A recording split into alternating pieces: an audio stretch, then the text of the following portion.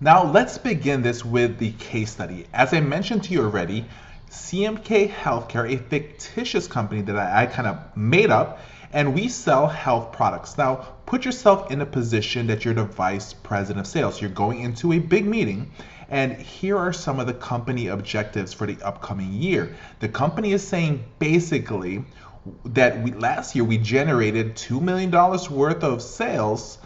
Now we want you to push that number up, right, by 15%.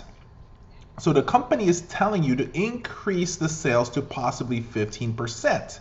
So that's the first big objective. Like, they're also asking you to get new clients, new client acquisitions. That's very important. So what we need to do is need to be able to grow our customer base to be able to grow our revenue. You're also being asked to bring in and start new product sales. As you know, a lot of products comes up with new products all the time. Sometimes we're used to selling the old products and we're not selling the new products. So the management team is telling you, we also want you to start selling the newer products, the new programs. We're going to talk about that in the next video.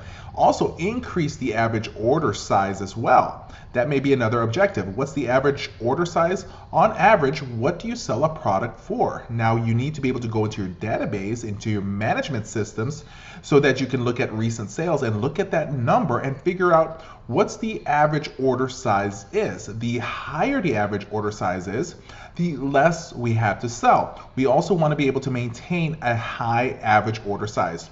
And so we don't want to be able to be giving a lot of discounts, which means, and leads us to the next point, which, to be able to maintain a certain profit margin. For many companies, they do what they call margin analysis. Basically, here's the cost, here's what I sold it for, what's my profit margin? Many companies will indicate what that profit margin should actually be.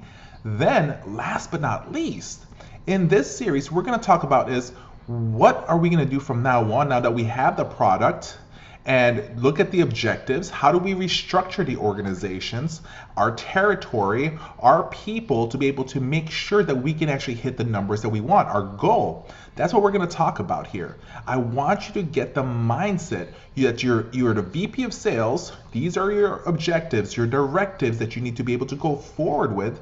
Now we need to go out there and build this business. Before we do that, let's go to the next video and let's look at the product set. In other words, what do we actually have to sell? Let's get started.